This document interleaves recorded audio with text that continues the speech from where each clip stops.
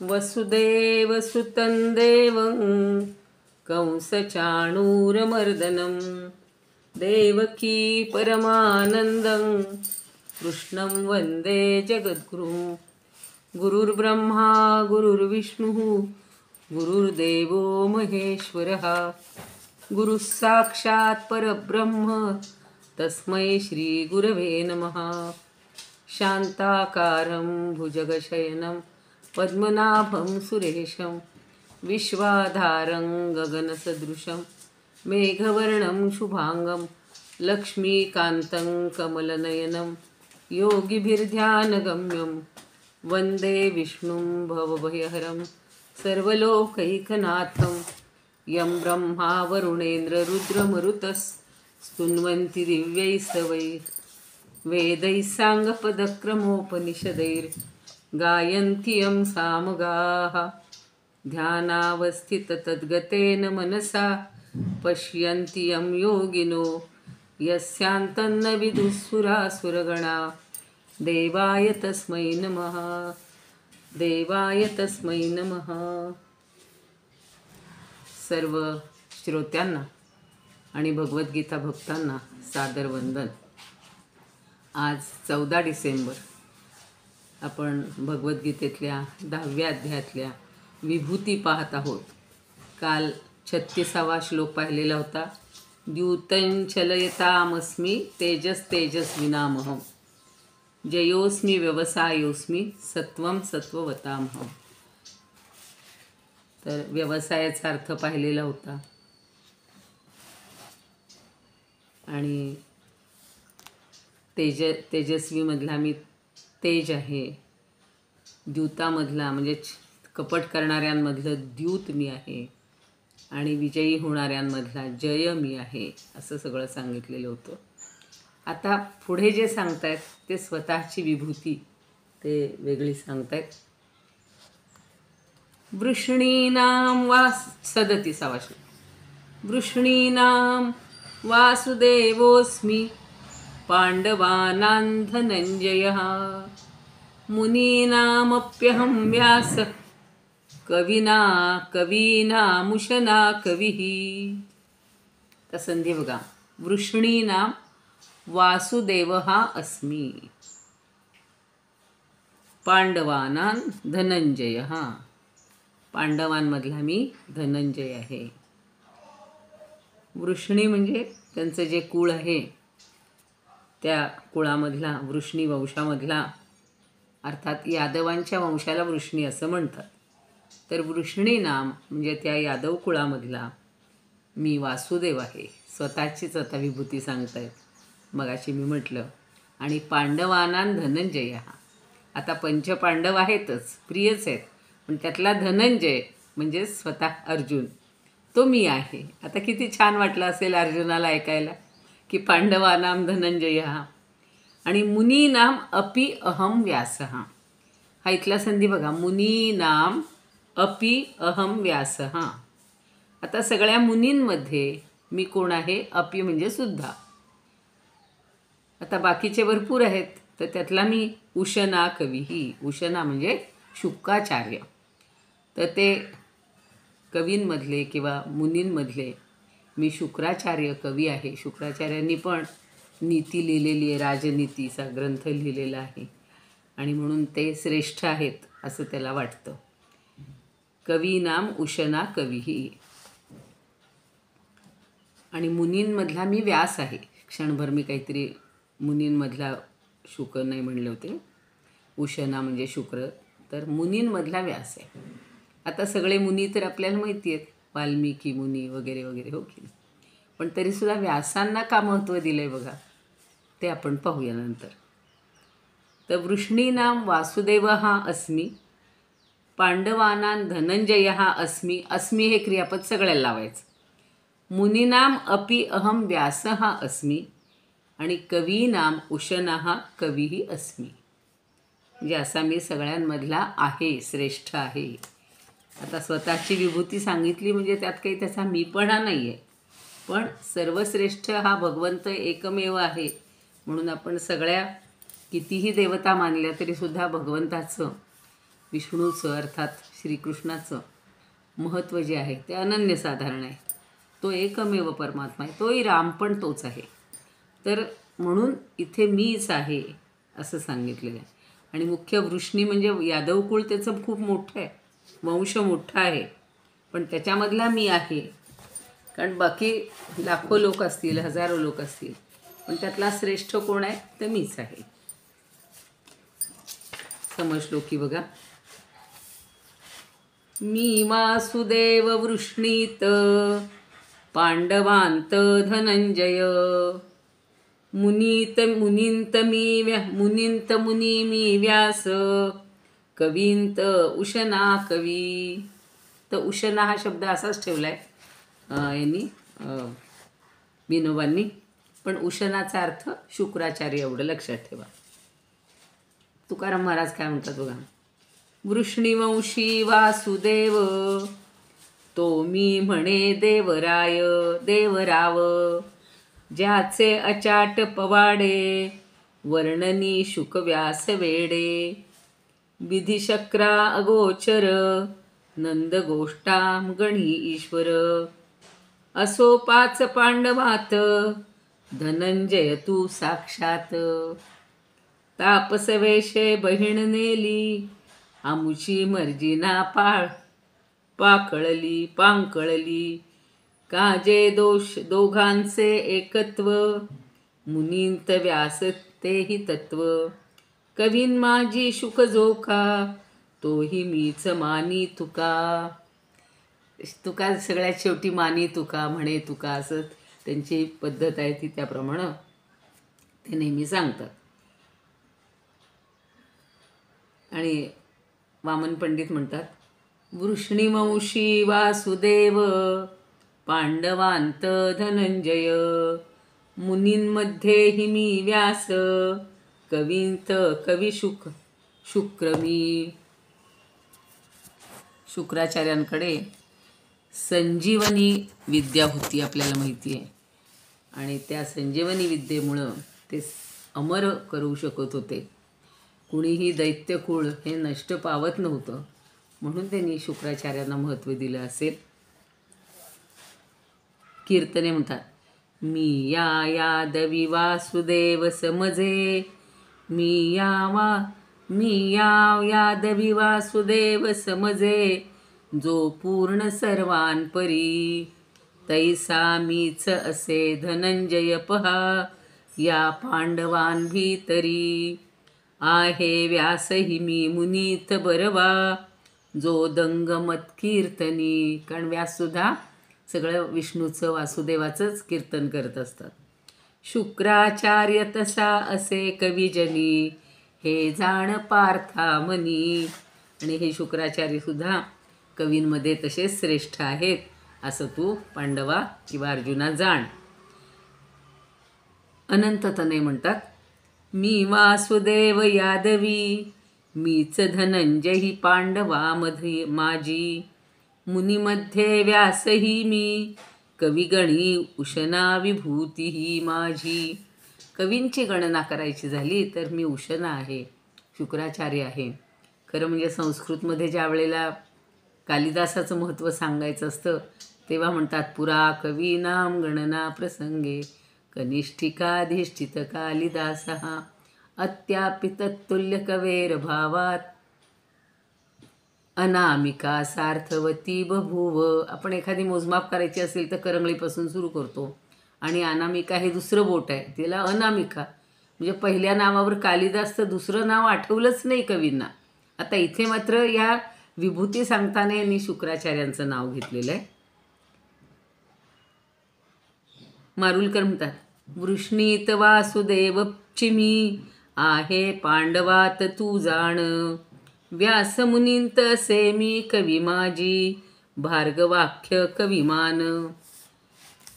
आता भृगुवंशातले म्हणून त्यांना भार्गवाख्य म्हणलं.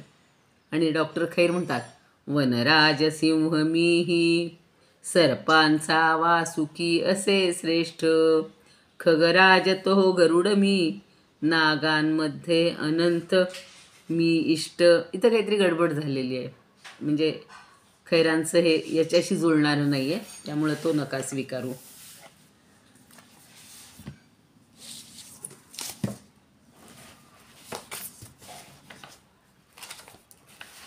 शंकराचार्य काय म्हणतात बघूया.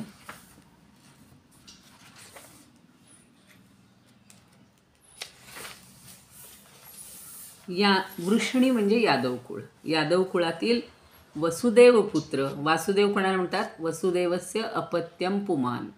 वसुदेवाचा पुत्र तो वासुदेव. वसुदेव हा त्याचा पिता आहे, एवढं लक्षात ठेवायचं. काही जण वासुदेव म्हणजेच वसुदेव समजतात, तसं नाही आहे. तर वसुदेव पुत्र श्रीकृष्ण तुझा मित्र मी आहे, म्हणजे हीच माझी विभूती आहे. आणि पांडवांमध्ये तू अर्जुन, मननशील, सर्व पदार्थांचं ज्ञान असलेले व्यासमुनी, कवींमधला क्रांतदर्शी उशनाचार्य मी आहे. त्याच्यामध्ये काही त्यांनी फारसं वैशिष्ट्य काही सांगितलेलं नाही.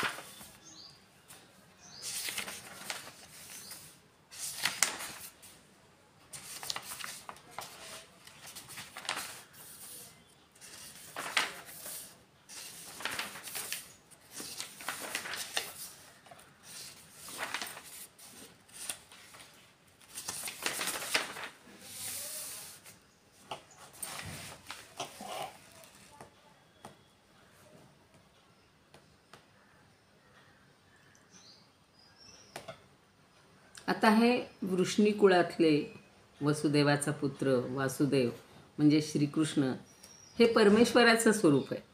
आता वास्तविक परमेश्वर कसा आहे हो? अनंत वेशे किंवा अनंत नामे, अनंत रूपे असा तो आहे. आणि अशा परमेश्वराचं अशा जडशब्दातून कसं वर्णन होणार किंवा वर्णन कसं व्यक्त होणार? कारण परमेश्वराचं वर्णन करण्यासाठी वेदसुद्धा अपुरे पडलेले आहेत. वेदांचासुद्धा स्टॉक संपला असं म्हटलं तर चालेल. आणि मग त्यांनी काहीतरी युक्ती करून हे करून त्याचं वर्णन केलेलं आहे. किंवा जगात इतक्या देवता आहेत, पण श्रीकृष्णांच्या लीलाचं वर्णन जे सगळं भक्तांनी केलेलं आहे किंवा सगळ्या भागवतामध्ये जे आलेलं आहे तसं वर्णन अन्य कुठेच नाही. त्यामुळं हा भगवंत स्वतः एक विभूती आहे हे आपल्याला लक्षात येतं. आता दुसरा अर्जुनसुद्धा कसा आहे हो, की खरं म्हणजे कुंतीला जे शाप म्हणण्यापेक्षा मंत्र दिलेला होता दुर्वासांनी, आणि त्यामुळं इंद्रापासून झालेला हा अर्जुन आहे. 5 भावंडामध्ये सगळ्यात श्रेष्ठ किंवा प्रवीण धनुर्धर. लहानपणापासून आपल्याला माहिती आहे की द्रोणाचार्यांनी जेव्हा परीक्षा घेतली तेव्हा अर्जुनाला फक्त काय दिसत होतं, तर त्या पक्षाचा फक्त डोळा दिसत होता. बाकीच्यांनी सांगितलं झाड दिसतंय, फांदी दिसतीये, पक्षी दिसतोय, पंख दिसत आहेत, पण इतकं अचूक असं त्याचं हे होतं. त्याला आपण धनुर्विद्येतलं म्हणजे अगदी अचूक तो टिपत होता सगळ्या आपल्या ज्या काही हे आहेत त्या. आणि म्हणून त्यानं या कृष्णाला जिंकून घेतलेलं आहे. किंवा वनवासाच्या काळातसुद्धा त्यांनी अनेकांना मदत केलेली आहे. आपण पाहिलं होतं तो उत्तर वगैरे सगळ्यांना. किंवा आता खरं त्याची अशी का अवस्था झाली हे जरी असलं तरी नर आणि नारायण या अवतारात हे अर्जुन आणि श्रीकृष्ण आपल्याला दिसतात. व्यास म्हणजे आपण जो भूमितीमध्ये व्यास असतो ती रेषा नाही, वर्तुळाच्या मध्यातून जाणारी म्हणजे सगळ्यात लांब रेषा असते. म्हणून कदाचित व्यास हे नाव पडलं असेल की त्यांचं ज्ञान हे अफाट आहे, भरपूर विस्तृत आहे. आता त्यांची सगळी कहाणी आपल्याला माहिती आहे की पराशर आणि मत्स्यगंधेपासून त्यांचा जन्म झालेला होता. आणि आपण गीतेचं जे हे करतो महात्म्य वर्णन करतो त्याच्यामध्ये व्यासांचा छान श्लोक आहे. नमोस्तुते व्यास विशाल बुद्धे फुल्लारविन्दायतपत्रनेत्र येन त्वया भारततैलपूर्णः प्रज्वालितो ज्ञानमयः प्रदीपः प्रज्वालितो ज्ञानमयः प्रदीपः. अहो, त्यांनी हा ज्ञानमय प्रदीप केवढा निर्माण केलेला आहे. 18 पुराणं, चेष्टा आहे का मला सांगा तुम्ही. 18 पुराणं लिहिलेली आहेत. 4 वेद राशी जी होती त्याची सगळी विभागणी केली, कारण सामान्य माणसाला एवढा मोठा एकच वेद झेपणंच शक्य नव्हतं, अभ्यासणंच शक्य नव्हतं. त्यामुळे त्यांनी त्या वेदाची विभागणी केली. ऋग्वेद, यजुर्वेद, सामवेद, अथर्ववेद आणि सगळी 18 पुराणं लिहिलेली आहेत. आपल्याला माहिती असतील की विष्णू, पद्म, गरुड, नारद, कूर्म, वराह, मत्स्य, वामन, ब्रह्म, शिव, मार्कंडेय, लिंग, भागवत, अग्निपुराण, भविष्यपुराण, ब्रह्मवैवर्तक पुराण आणि ब्रह्मांड पुराण आणि पुन्हा त्याची सगळी उपपुराणं आहेत. तर एवढं सगळं लिहिणं आणि महाभारतही त्यांनीच रचलेलं आहे, एवढी मोठी संहिता. त्यामुळं भागवताची निर्मिती कशी झाली तर ती भक्तीच्या योगानं. बाकी सगळे हे ग्रंथ लिहिले पण त्याच्यामध्ये कुठे भक्तीचा ओलावाच नव्हता. आणि म्हणून जेव्हा ते चिंताक्रांत झाले त्यावेळेला नारद येऊन विचारतात की व्यासमहर्षी तुम्ही असे चिंताक्रांत कसे. तर तेव्हा ते सांगतात की एवढी सगळी रचना केली, काव्यरचना केली, मोठाले ग्रंथ लिहिले, एवढी पुराणं रचली, पण तरीसुद्धा माझ्या जीवाला शांतता नाही, माझं मन अस्थिर आहे किंवा व्यग्र आहे. म्हणून ते सांगतात की तुम्ही काय करा, भगवंताची भक्ती करणारं असं काव्य लिहा. आणि म्हणून भागवत पुराणाचा जन्म झालेला आहे. किंवा अगदी चतुश्लोकी श्लोकी भागवतसुद्धा हे सांगितलेलं आहे असं म्हटलं जातं.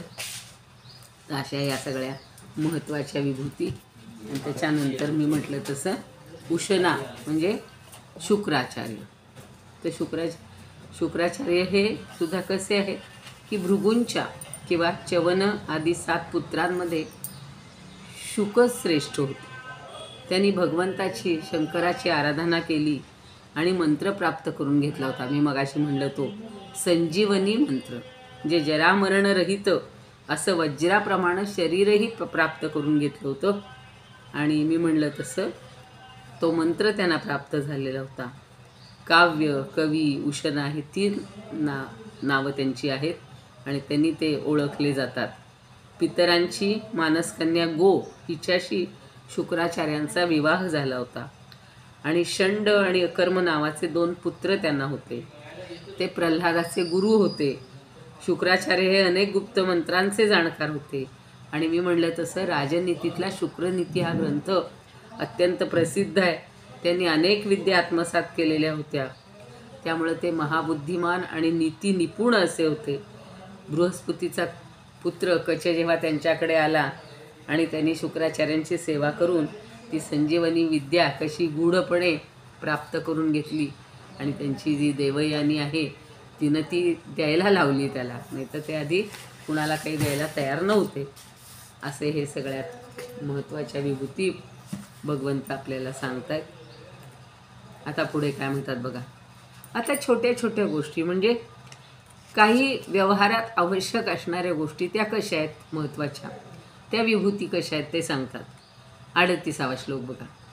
दंडो दमयतामस्मि नीतिरस्मि जिगीषतां मौनं चैवास्मि गुह्यानां ज्ञानं ज्ञानवतामहं. संधी बघा. दंडो म्हणजे दंड हा, दमयताम दंड हा अस्मि, दमयताम अस्मि असं संधी आहे. किंवा नीतीही अस्मि जिगीषताम. नीतीही विसर्गाचा र झालेला आहे, काही ठिकाणी स होतो, काही ठिकाणी श होतो, तसा र होतो काही ठिकाणी. तर नीतीही अस्मि जिगीषताम. जिगीषताम म्हणजे जे जिंकण्याची इच्छा करतात त्यांच्यामधली मी नीती आहे. दमयताम म्हणजे दंड करणाऱ्यांपैकी दंड मी आहे. मौनंच एव अस्मि. मौन कशातला आहे? गुह्यानाम, गुप्त गोष्टी. च एव अस्मि असा तिथं संधी आहे. मौनं चैवास्मि च एव अस्मि गुह्यानाम. ज्या गुप्त गोष्टी ठेवायच्या त्या ठिकाणी बोलून उपयोग आहे का हो? लोक काय म्हणतात, आम्ही नाही बाबा सांगणार, आम्हाला सांगितलं की नाही बोलायचं, कुणाला सांगायचं नाही. मग ते मौन गुप्त राहील का? नाही. म्हणून मौनातून गुप्त शिल्लक राहतं, बोलायचंच नाही त्याविषयी. आणि ज्ञानवताम अहम. ज्ञानवताम जे ज्ञानी पुरुषांचे, त्या ज्ञानी पुरुषांमधलं ज्ञान मी आहे. या सगळ्या महत्त्वाच्या भावना किंवा गोष्टी इथे आता सांगतायत की सगळं मी तुला महत्त्वाचं सांगतोय. त्याच्यात आता ह्याच गोष्टी राहिलेल्या आहेत की दमन करणाऱ्यांमध्ये दंड मी आहे.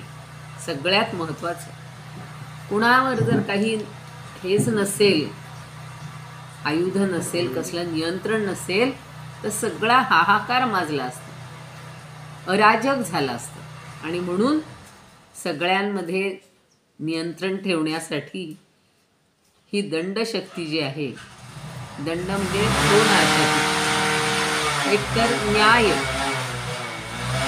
न्यायदंड असा शब्द पण वापरला जातो, आणि त्यातला जो दंड आहे तो मी आहे. योग्य प्रकारे दंड म्हणून यांनी सुद्धा दंडनीती कौटिल्यानं सुद्धा सांगितलेली आहे. आणि कौटिल्य सुद्धा म्हणतो की दंड कसा करायला पाहिजे, तर मृदुदंड राजाचा अपमान होतो, आणि अधिक तीक्ष्ण दंड केला तर तोही घातक ठरतो. म्हणजे एखाद्यानं थोडा सौम्य अपराध केला असेल आणि चुकून तीक्ष्ण दंड दिला गेला, मृत्यूदंड दिला गेला, तर तेही पातक किंवा तोही घातक ठरतं. म्हणून यथार्ह दंड हा पूजनीय हा, असं कौटिल्य म्हणतो. म्हणजे योग्य प्रकारचा दंड दिला पाहिजे, योग्य ते शासन करायला पाहिजे. म्हणजे थोडी चोरी केली, छोटीशी केली, तर त्याला छोटा दंड. भलं मोठं डबुलं आणलं असेल त्याला त्या प्रमाणात दंड. एखाद्याची हिंसा केली असेल तर त्यालाही तो दंड दिला पाहिजे, मोठा दंड दिला पाहिजे. म्हणून दमन करणाऱ्यांपैकी किंवा दंड करणाऱ्यांचा दंडच मी आहे. आणि जिगीषताम हा शब्द बघा, जिंकण्याची इच्छा, इच्छार्थक काही धातू असतात तशी ही विशेषणं वापरली की जिंकणाऱ्याची इच्छा करणारे ते जिगीषत. आणि त्यांच्यामधला मी कोण आहे, त्यांच्यामधली नीती मी आहे. सिकंदरानं सगळ्या ह्याला जिंकून घेतलं, पण आपल्याकडे धर्मनीतीनं किंवा धर्मानुसार, नीतीनुसार जे काही मिळवलं जाईल ते पाहिजे.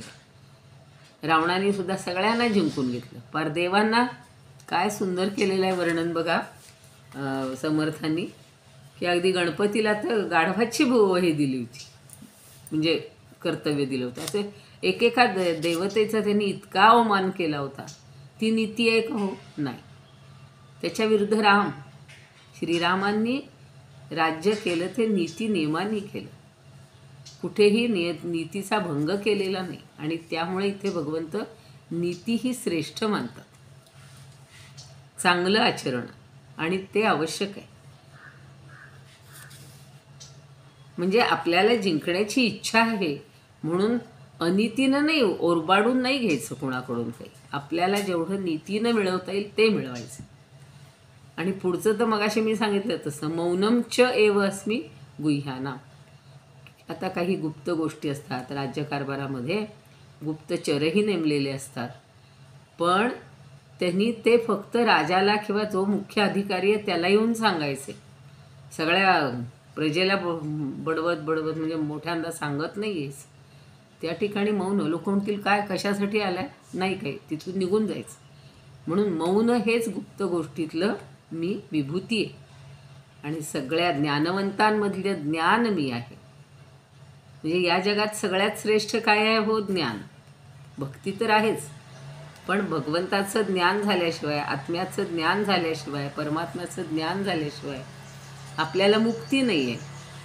भक्तीतूनही मुक्ती मिळते, पण तरी भक्ती कधी, की जेव्हा त्या परमेश्वरापर्यंत आपण पोचतोय, त्याच्याबद्दल प्रेम भाव ठेवतो तेव्हा.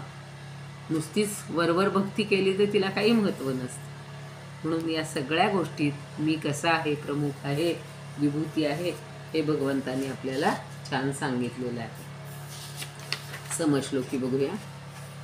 दंडमी दमवंतांचा विजयेच्छूस धर्म मी. विजयेच्छूस म्हणले म्हणजे ज्याची इच्छा आहे विजयाची त्याच्यासाठी मी धर्म आहे. गूढात मौन मी थोर ज्ञात्यांचे ज्ञान मी असे. सोपं सांगितलं एकदम. आता चव्हाण काय म्हणतात बघा. शासकीयांचे साधन दंडमी नीती जयेच्छूंची मी. मौन मी गुपितांमधील ज्ञात्यांचे ज्ञानही मी. किंवा मोरोपंत म्हणतात मी नीती जगित्यातही दंडही करत्यात जाण मी दंड. गुह्यात मौन मी हे ज्ञान्यांचे ज्ञान जाण उदंड. ज्ञान मात्र उदंड आहे ते काय असं थोडंसं नाही. तर तुलसीदास म्हणतात दंडवत मे दंड हो नीतिवंत मे नीत. ज्ञानन में सब ज्ञान हो मौन दुराबंत मेरीत. तर ज्या गोष्टी लपवून ठेवायच्या त्याच्यामधलं मी मौन आहे. प्रज्ञानानंद म्हणतात दंडकारकामध्ये दंड मी जे त्यामध्ये मी नीती असे. गुह्यांमध्ये परा मौन मी ज्ञानियात मी ज्ञान असे. गुह्यांमध्ये परामौन मी परम मौन. ते असं वरवर दाखवायला मौन आणि थांबा मी तुम्हाला कानात सांगतो असं नाही. परामौन सांगितलं त्यांनी. छान सांगितलं इथे.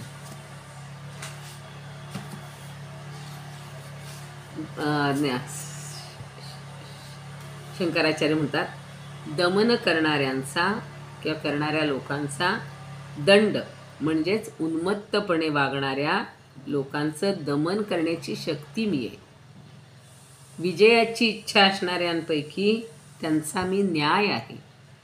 आणि गुप्त राखण्यास योग्य अशा भावातील मौन मी आहे. कारण हे भाव आहेत. आणि ज्ञानवंतांमधील ज्ञान मी आहे. आता आपल्याला समजलं की मी श्रेष्ठ विभूती आहे. नाहीतर गुप्त ठेवणाऱ्याला गुप्तचर म्हणायचं आणि त्यांनी सगळ्यांना सगळं सांगत सुटायचं. त्याला काही उपयोग नाही. आता नीतीचा अर्थ मी आता दंडाचं बरंचसं सांगितलेलं आहे की धर्म कशाला म्हणलेला आहे. हो महाभारतात धर्माची व्याख्या दिलेली. धारणात धर्म इति आहुः. धर्म धारयते प्रजा. धर्मामुळं प्रजेचं धारण केलं जातं. आणि म्हणून धर्म म्हणजे धारण करणारी गोष्ट. समाजाची धारणा सगळी व्यवस्था करणारा हा धर्म पाहिजे. आणि धर्म म्हणजेच नीती. त्याच्यानंतर नियंत्रण ठेवण्यासाठी समाजाची व्यवस्था ठेवण्यासाठी दंडनीती पण आवश्यक आहे. न्यायसंस्था स्थापन झालेली आहे. म्हणून आपल्याकडे बघा खरं म्हणलं तर सगळं पावित्र्य आहे बरं का. पण व्यवहारात अशा काही थोड्याशा फेक मणी पडलेल्या आहेत किंवा काही दुर्गुणी लोकांमुळं पडलेलं आहे की खऱ्याचं खोटं लबाडाचं तोंड मोठं. किंवा न्यायनीतीमध्ये तो तराजू ठेवलेला आहे आणि न्यायदेवतेचे डोळे बांधलेले आहेत की दोघांना समान न्याय मिळायला पाहिजे. जो कोणी अपराध केला असेल त्याला योग्य तो दंड व्हायला पाहिजे. आणि ज्याचा अपराध केलेला आहे त्याला योग्य तो न्याय मिळायला पाहिजे. म्हणून ही न्यायनीती अत्यंत महत्त्वाची. पूर्वी राजदरबारातच चालायचे सगळे. आता आपण पाहतो कोर्ट आहेत नाही का. न्यायालये आहेत. मग पुन्हा ती वेगवेगळी न्यायालये असतात. पण गुन्हेगाराचं जीवन कलंकित जे झालेलं आहे शिक्षा करण्यामुळं तर ते सगळं नष्ट करण्याचं काम या न्यायदेवतेनं किंवा न्यायालयाने करायला पाहिजे. कधी कधी कुटुंबात म्हणून फॅमिली कोर्ट असतं बघा की कुटुंबातले हेवे दावे हल्ली तर घटस्फोट आणि हे प्रमाण खूप वाढलेली आहेत. तर ते सगळे त्याच्यावर नियंत्रण ठेवण्यासाठी धर्माचं महत्त्वाचं त्याला बेस पाहिजे आहे. आणि नीतीही महत्त्वाची आहे. शुद्ध पवित्र आचरण हे नीतिमान पुरुषाचं लक्षण आहे.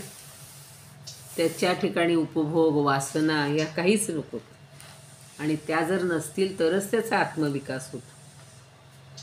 आता जयद्रथाचा श्रीकृष्णाने जयद्रथाचा आणि कौरवांचा वध घडवून आणला, आणि द्रौपदीच्या झोपलेल्या पुत्रांना सगळ्या अश्वत्थाम्यानं झोपेत मारलं. हो, ते बरोबर केलं का? ती नीती होती का? म्हणून त्या अश्वत्थाम्याच्या डोक्यावरचा मणी काढून त्याच्या अनितीची शिक्षा त्याला दिली गेली. पूर्वीसुद्धा प्रेमविवाह वगैरे चालत असायचे, पण त्याच्यामध्ये सुद्धा जर काही राक्षसी विवाह वगैरे असेल तर ते एवढे मान्य नव्हते. असं सगळं आहे.